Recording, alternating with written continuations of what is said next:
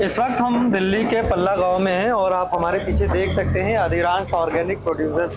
ये एफपीओ है। दिल्ली एनसीआर में जो अच्छी क्वालिटी की सब्जियां होती हैं वो ज़्यादातर यहीं से सप्लाई होती हैं, चाहे वो ऑर्गेनिक हो चाहे वो नॉन ऑर्गेनिक हो, लेकिन क्वालिटी के मुकाबले अच्छी सब्जियां जो यहीं से सप्लाई होती हैं। हमारे साथ अभिषेक जी हैं जो इस एफपीओ के कर्ता धर्ता हैं। उन्होंने इस एफपीओ की शुरुआत की थी।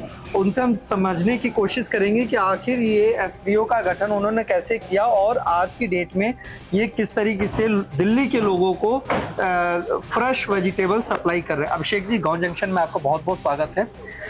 सबसे पहले आपने एफपीओ के गठन का कैसे सोचा और आप अपने बारे में थोड़ा सा बता दीजिएगा। इस एफपीओ का गठन हमने 2020 कोविड के जस्ट बाद हमने किया और इसमें शुरुआत में हमने 10 किसानों को जोड़ने के बाद हमने अपना जो कृषि कार्य जो यहाँ पे चल रहा था उसकी पद्धतियों को धीरे धीरे चेंज करने की कोशिश की। जैसे कन्वेंशनल फार्मर को थोड़ा गुड एग्रीकल्चर प्रैक्टिसेस को हमने समझाया, जो टेक्निक्स थी उनको कैसे हम चेंज कर सकते हैं उस पे किसानों का ध्यान थोड़ा हमने उनको अवगत कराया। नई नई टेक्नोलॉजी से पूसा इंस्टीट्यूट हो गया, केवीके से ट्रेनिंग्स वगैरह करा के हमारे फार्मर्स को हमने एक प्लेटफॉर्म हमने बिल्ड किया उनके लिए और उनको एक कॉन्फिडेंस हमने दिलाया कि हाँ हम भी यहाँ कुछ अच्छा कर सकते हैं, क्योंकि हमारे पास मार्केट है, हमारे पास रिसोर्सेज हैं, हमारे पास ट्रांसपोर्टेशन है, हमारे पास हर एक फैसिलिटी है यहाँ पे। बस हमारी जो गवर्नमेंट है उसका ध्यान यहाँ पे थोड़ा कम है, उसको हम कर सकते हैं। क्योंकि मेन जो एक फार्मर को चाहिए होता है वो मार्केट की रिक्वायरमेंट होती है और वो मार्केट हमारे पास है। तो वैसे हमने एक अपनी एफपीओ का गठन किया, 10 किसानों से हमने शुरू किया। आज 4 साल बाद हम 270 किसान के आसपास पहुंच चुके हैं और धीरे धीरे हम संख्या को बढ़ा रहे हैं और यहाँ फार्मर्स को नई नई टेक्निक्स, गुड एग्रीकल्चर प्रैक्टिसेस, कुछ फार्मर्स हमारे यहाँ पे ऑर्गेनिक भी कर रहे हैं, कुछ प्राकृतिक रूप से खेती भी शुरू की है। तो अलग अलग टेक्नोलॉजीज को यहाँ पे हमने कपल करके और एक अच्छा मॉडल हम यहाँ पे बनाना जा रहे हैं। कितने तरह की सब्जियां यहाँ से आप सप्लाई करते हैं, प्रोड्यूस करते हैं? सीजन में जितनी भी सब्जियां हो सकती हैं, सीजनल वेजिटेबल्स इनको बोलते हैं। जैसे अभी अगर हम गर्मी के सीजन की बात करें तो भिंडी, तोरी, करेला, पेठा, लौकी, आपका पुदीना, धनिया और आप टमाटर इस टाइम पे, और करीबन हमारे पास 15-16 सब्जियां इस टाइम पे हमारी जो सीजनल वेजिटेबल्स है जिसमें चौलाई वगैरह भी आ गई वो हमारी इस टाइम पे चल रही हैं। और ये 365 दिन की एक साइकिल है। सीजन वाइज जो है वो सब्जियां कुछ इंक्लूड हो जाती हैं, कुछ हट जाती हैं।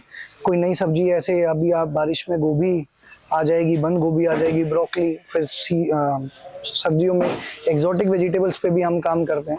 अच्छा, एक सवाल ये है कि आपने अभी बताया कि किसानों को किस तरीके से वो फसलों का चुनाव करें ताकि एक बार में वो 3 से 4 या 5 फसलों का, तो कैसे उनको समझाते हैं? वैज्ञानिक पद्धति, साइंटिफिक तरीका उनको कैसे समझाते हैं? देखिए, टाइम टू टाइम जो हमने बताया पूसा इंस्टीट्यूट केवी के द्वारा जो ट्रेनिंग्स वगैरह होती हैं तो वहाँ फार्मर्स को लेके जाना, उनको जो मॉडल फार्म्स उनके बने हुए हैं, जैसे आईआरआई में एक आईएफएस मॉडल बना हुआ है, वो दिखाना भी कैसे हम एक छोटे से एकड़ से हम अपनी आय को बढ़ा सकते हैं, हम क्या क्या खेती में अलग अलग ऑप्शंस को एक्सप्लोर कर सकते हैं। तो वो वैज्ञानिकों द्वारा मीटिंग समय समय पे, अपनी एफपीओ को हमने एक एमजीएमजी से भी जोड़ा है, मेरा गांव मेरा गौरव से भी जोड़ा है, जिसमें साइंटिस्ट आते हैं या किसानों के साथ इंटरेक्शन होती है, वाद संवाद होता है कि जी हमें ये प्रॉब्लम आ रही है, आप हमारे लिए ये चीज़ कीजिए। तो वो एक जो ब्रिज जो एक किसान और साइंटिस्ट के बीच होना चाहिए था, उसको हमने कहीं ना कहीं उसको रिस्टोर करके फार्मर को एक एक्सपोजर दिया हमने। यमुना का पानी तो बहुत गंदा माना जाता है, तो आप जो सब्जियां कर रहे हैं कहीं उसमें भी तो केमिकल वगैरह गंदा पानी का देखिए, अगर आप आजादपुर मंडी में भी जाएंगे और हमारे इलाके के बारे में पूछेंगे तो हमारा एरिया जो है वो प्रसिद्ध है क्योंकि हमारे एरिया को कोई भी नाला खेतों को टच नहीं करता। और यमुना का पानी देखिए हम डायरेक्ट यूज़ नहीं कर रहे हैं, हम ग्राउंड वाटर यूज़ कर रहे हैं। हमारा ग्राउंड का वाटर बहुत अच्छा है और हम तो उसको ड्रिंकिंग प्रोसेस में भी यूज़ करते हैं, तो काफ़ी अच्छा है हमारे लिए। टेस्टिंग भी हमने उसकी की हुई है, काफ़ी अच्छा टीडीएस है। दूसरा सबसे इम्पोर्टेंट बात मैंने आपको बोली कि दिल्ली का इकलौता ऐसा कॉर्नर जहाँ पे कोई नाला खेतों को टच नहीं करता। तो जब कोई नाला खेतों को टच नहीं कर रहा है तो नाले की सब्जियां भी नहीं हो रही हैं। आप किसी भी दिल्ली के अदर कॉर्नर्स को देख लो, कोई ना कोई नाला वहाँ पे टच करता, बड़ा नाला टच करेगा, उस नाले से वो सब्जियां विकसित होती हैं। उनकी शेल्फ लाइफ में और हमारी शेल्फ लाइफ में ज़मीन आसमान का फ़र्क होता है। आपसे जो किसान जुड़ा हुआ है, जो 270 के करीब आपने बताया, 270 किसान जो जुड़े हुए हैं, उनके पहले और अब के आय में कितना डिफरेंस हुआ है? क्योंकि देखिए, फसल पहले भी वो वही फसलें करते होंगे ज्यादातर जी, और आज के टाइम में उनकी आय में क्या चेंज? देखिए ऐसे आय में किसी की भी आय को डिस्क्लोज करना या उस पर हम टिप्पणी नहीं कर सकते। मंडी में जब किसान अपना प्रोड्यूस लेके जाता है तो वो एक अनसर्टेनिटी के साथ जाता है कि उसके प्रोड्यूस को वहाँ पे किस मूल्य में बेचा जाएगा, वो फार्मर का एक अननोन होता है। हमने कई बार भी देखा है कि जैसे टमाटर लोग रोड पे डाल देते हैं, अलग अलग सब्जियों को रोड पे डाल देते हैं, तो वहाँ कोई श्योरिटी नहीं होती। मंडी एक हिडन फैक्टर होता है कि भाई बिकने को वो 50 बिक जाए, बिकने को वो 10 रुपये बिक जाए, ना बिके तो गाय खाए। तो वो जो अनसर्टेनिटी का जो प्रोसेस है वो यहाँ पे फार्मर्स के साथ नहीं रहता। पहली बार फार्मर को हार्वेस्ट करने से पहले अपने प्रोड्यूस का क्या उसका खर्च आने वाला है उसका पता होता है, कितने रेट में वो सेल होने वाला है उसको ये पता होता है, उसको कितना हार्वेस्ट करना है। जितने भी हिडन फैक्टर्स मंडी के होते हैं वो सारे फैक्टर्स यहाँ पे वेल नोन होते हैं और फार्मर जो है वो वेल अवेयर होता है कि कल मुझे इतना हार्वेस्ट करना है, इतनी मुझे लेबर लेनी है। तो एक पहली बार एक फार्मर जो है वो पूरा कैलकुलेटिव वे में काम करता है और जब आपको ही पता अगर हम कैलकुलेटिव वे में काम करेंगे तो हमारे चांसेस जो हैं लॉसेस के वो बहुत कम हो जाएंगे। 2020 में आपने जब एफपीओ के गठन की शुरुआत की थी तब आपने कैसे किया था? मतलब इसकी शुरुआत के प्रोसेस क्या होता है, एक चीज, एक सवाल। दूसरा, उस साल आपके एफपीओ का टर्नओवर अगर हम देखें तब वो उस साल कितना था और आज की डेट में क्या डिफरेंसेस हैं? मतलब आप एक तरीके से इससे ये भी मालूम चल जाएगा कि किसानों की आय में कितनी बढ़ोतरी हुई है। देखिए, जब 2020 में हमने शुरू किया तो पहले तो हमें एफपीओ बनाने में काफ़ी मुश्किलें आई। जैसे मैं आपको बताऊं, जो एफपीओ का गठन करने में जो सहायता करती हैं वहाँ से हमें कुछ खास मदद मिली नहीं। तो हमने सारे प्रोसेस को खुद जाना और खुद इंडिविजुअली मैंने हर एक प्रोसेस को अपने हाथ से कंप्लीट कराया और हमने एफपीओ का गठन 2020 से हमने शुरू किया था करना और हमें करीबन 1 साल लग गया एफपीओ को बनाने में, क्योंकि जैसे हमारी गवर्नमेंट की पॉलिसीज थी कि आपको एफपीओ बनाने के लिए एक सीबीबीओ चाहिए। तो दिल्ली में कोई सीबीबीओ भी नहीं है। हमने काफ़ी ढूंढा, एसएफएसी भी हम काफ़ी गए और काफ़ी इंस्टीट्यूट्स को हमने विजिट किया, तो हमारा हेल्प वहाँ हुआ नहीं। हमने ये 2020 में एफपीओ डेवलप करने की स्टार्टिंग हमने शुरुआत की। 2021 के अर्ली में हम इस एफपीओ को पूरा प्रोसेस कंप्लीट कर पाए और फर्स्ट ईयर में जो हमारा टर्नओवर था वो करीबन 3.18 सीआर के आसपास था। सेकेंड ईयर में हमारा लक्ष्य था कि हम 5 करोड़ के टर्नओवर को अटेन कर पाएँ, तो 6 करोड़ के आसपास हमारा टर्नओवर रहा। और थर्ड ईयर में हम अपना जो 10 सीआर का जो हमारा गोल था कि हर साल हमने इतना ग्रोथ करना है, तो 10 सीआर के गोल को हम अचीव कर पाए।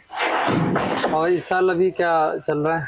देखिए, अभी तो ये साल की तो शुरुआत है। पहले क्वार्टर की जो हमारी एनुअल सेल है वो करीबन 3 सीआर के आसपास है और अगर हम प्रोजेक्शन ले तो करीबन हम 15 सीआर के आसपास जा सकते हैं, बट हमारा गोल 12 सीआर के आसपास है, ताकि मिनिमम हम 12 सीआर तो हम करें और एनुअली हम 2-3 सीआर का हर साल हम इसमें एड ऑन ग्रोथ करें।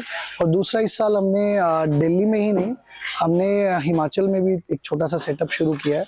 अपनी एफपीओ का एक कलेक्शन सेंटर वहाँ हम डेवलप कर रहे हैं एक ब्रांड के साथ मर्जअप करके, और कोशिश है कि वहाँ के किसानों को भी यहाँ जोड़ा जाए। अभिषेक जी, एक तो सबसे बड़ा सवाल यही होता है कि जब बड़े पैमाने पे सब्जियां आती हैं और उसके खराब होने के चांसेस ज़्यादा होते हैं, तो उसको कैसे आप प्रोसेसिंग वगैरह या वैल्यू एडिशन में कैसे करते हैं और जल्दी खराब ना हो उसके लिए क्या करते हैं?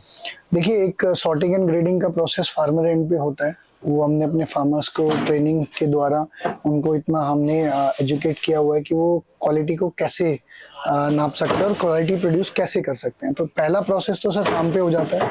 सेकंड इंस्पेक्शन जो है वो यहाँ पे हमारे सीसी पे, जो हमारे सीसी इंचार्ज है, जो हमारा स्टाफ है, वो सीसी क्या? Collection centre. हाँ, जो हमारा एफपीओ का कलेक्शन सेंटर है, तो वहाँ पे जो हमारा क्वालिटी इंचार्ज है वो क्वालिटी का निरीक्षण करता है। निरीक्षण करने के बाद जैसे कुछ सब्जियां हैं जिनकी शेल्फ लाइफ कम हो जाती है इस समय में, 45 डिग्री 50 डिग्री जब टेम्परेचर आ जाता है, जैसे पालक हो गया, धनिया हो गया, और इन सब्जियों का मूल्य काफ़ी बढ़ जाता है, तो तो उसको पोस्ट हार्वेस्टिंग टेक्निक में हम एक टर्म यूज करते हैं, pre cooling and hydro cooling. तो जो भी हमारे पास सब्जियां आती हैं उनको हम पहले हाइड्रो कूल करते हैं। हाइड्रो कूल एक ऐसा प्रोसेस होता है कि हम एसी को यूज करके पानी को ठंडा कर लेते हैं और उसमें फूड ग्रेड का एक डिसइंफेक्टेंट डाल के उस सब्जी को हम वॉश करा लेते हैं, जिससे कि कोई भी पैथोजेनिक इन्फेक्शन या कोई फंगस कैरी आउट ना हो सके आगे। वो एक प्रोसेस हाइड्रोकूल प्रोसेस होने के बाद सेकंड प्रोसेस जो होता है हमारा, वो होता है प्री कूलिंग। प्री कूलिंग एक ऐसी प्रोसेस है, अगर हम किसी भी वेजिटेबल को 8 से 12 डिग्री पे अगर हार्वेस्ट होने के 4 से 6 घंटे के अंदर स्टोर कर देते हैं तो उसकी शेल्फ लाइफ बढ़ जाती है। तो जिस तरीके से आप देखेंगे, अगर ये कोरिएंडर है, इसको अगर हम बाहर धूप में रख देंगे तो ये मुरझा जाएगा, बट यहाँ देखेंगे तो ये पूरा इंटैक्ट है। ये कारण सिर्फ ये है कि हमने इसको एक्सटर्नल हीट से बचाया। ठीक है, एक हाइड्रोकूल होने के बाद जो मान के चलिए सपोज कीजिए 50 डिग्री बाहर है, तो जब ये सब्जी हमारे पास पहुंचती है तो इसका टेम्परेचर 45-46 डिग्री तक होता है, जो कि हम थर्मामीटर से इसको मेजर करते हैं। करने के बाद हम इसको हाइड्रोकूल करते हैं। हाइड्रोकूल करने के बाद इसको प्रीकूल करते हैं, और जब इसका टेम्परेचर 17 to 18 डिग्री आ जाता है तब हम इसको ट्रांसपोर्ट करते हैं अपने रीफर व्हीकल के अंदर, जिससे ये कस्टमर तक जब ये पहुंचेगा तो ये बिल्कुल ऐसा लगेगा जैसे फ्रेशली हार्वेस्टेड, क्योंकि जो एक्सटर्नल फीचर्स या जो हीट वेव्स इसको डैमेज करने वाली थी, क्योंकि इसकी शेल्फ लाइफ कम है, उससे हम इसको बचा लेते हैं। अभिषेक जी, लास्ट में 2 सवाल। एक तो ये कि एफपीओ के गठन के बाद जो है वो सफल हो, अच्छे खासे उसे आमदनी हो किसानों की, इसके लिए क्या किन बातों का ख्याल रखना चाहिए? और आखिर में अगर आपसे कोई जुड़ना चाहे या एफपीओ के गठन को लेकर कुछ समझना चाहे, सलाह मशवरा करना चाहे, तो कैसे आपसे जुड़ सकता है? देखिए, एफपीओ, कोई भी एफपीओ को बनाने से पहले एक अपना जो आपका बेसिक आइडिया है कि आप एफपीओ क्यों बनाना चाह रहे हैं, उसके पीछे क्या रीज़न है। देखिए, जैसे हमने पहले भी आपको बताया कि हमने यहाँ पे एक एफपीओ का गठन इसलिए किया क्योंकि हम दिल्ली एनसीआर के काफ़ी नज़दीक हैं और हमारे यहाँ सब्जियों की खेती काफ़ी ज़्यादा मात्रा में हो रही है, और शेल्फ लाइफ कम होने के कारण डिमांड भी हमारे पास काफ़ी ज़्यादा है। तो जितना पास सब्जी की खेती होगी और जितना पास मार्केट होगी, तो वो डिमांड एंड सप्लाई की जो क्राइटेरिया है उसको अच्छे से मैच कर पाएगी। तो सबसे पहले अपने एफपीओ को बनाने से पहले आप ये देखें कि सच में आज आपको उस एफपीओ की ज़रूरत है, और एक बड़ी एफपीओ बनाने से पहले आप एक छोटा ग्रुप बनाएं। उस ग्रुप को आप देखें कि आपकी फंक्शनिंग कैसी है, आपकी कंपेटिबिलिटी कैसी है, क्योंकि आपको जब तक आप एक विचारधारा के लोग एक ग्रुप में नहीं जुड़ेंगे तो वो ग्रुप कभी सक्सेसफुल नहीं हो पाएगा। मैंने बहुत देखा है, जैसे एफपीओ बन जाती हैं फिर उसके बाद उनका विभाजन हो जाता है। तो उस तरीके से किसी भी प्रोजेक्ट को ना लेके जाके एक कॉमन गोल की तरफ उन्हीं किसान साथियों को अपने साथ जोड़ें और एक कुछ अच्छा करने का, और एक प्रोजेक्ट जैसे हमने एक आइडिया को एनरिच किया कि हमारे पास दिल्ली एनसीआर की मार्केट है, वेजिटेबल यहाँ पे एक परमानेंट रिक्वायरमेंट है, और कहीं दूर दराज से जब वेजिटेबल आ रही है तो उसकी क्वालिटी नहीं बन पा रही है, नहीं मेंटेन हो पा रही है, ना ही वहाँ का फार्मर जो है वो क्वालिटी को मैच कर पा रहा है। तो इन सब पैरामीटर्स को देख के हमने एफपीओ का गठन किया कि हाँ, एक ग्रुप हम यहाँ बना सकते हैं।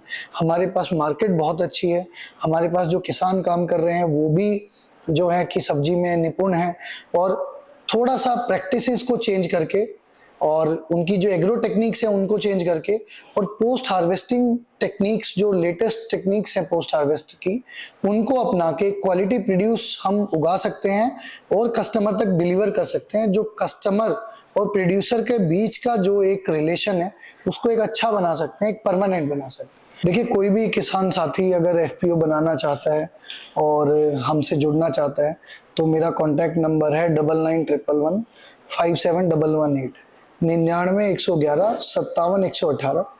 ये मुझे आप इस नंबर पे कॉल व्हाट्सएप कर सकते हैं। सुविधा अनुसार मान के चलिए मैं आपका कॉल नहीं उठा रहा हूँ तो आप मुझे व्हाट्सएप पे मैसेज ड्रॉप कर सकते हैं, और जो भी आपकी परेशानी है एफपीओ से बनाने से लेके और एफपीओ को चलाने तक, और कैसे एक एफपीओ दूसरी एफपीओ से कनेक्ट हो सकती है, तो वो हमसे डायरेक्ट संपर्क कर सकता है। दिल्ली के पल्ला गांव में हमारा एफपीओ है। तो देखा आपने किस तरीके से दिल्ली वालों को, दिल्ली के किसान बेहतरीन सब्जियां प्रोवाइड कर रहे हैं, और न सिर्फ सब्जियां प्रोवाइड कर रहे हैं बल्कि अपने आर्थिक और सामाजिक स्थिति में भी सुधार ला रहे हैं। ऐसे ही ग्राउंड रिपोर्ट्स और स्टोरीज देखने के लिए गांव जंक्शन को सब्सक्राइब करना मत भूलें। गांव जंक्शन के लिए हिमांशु मिश्र।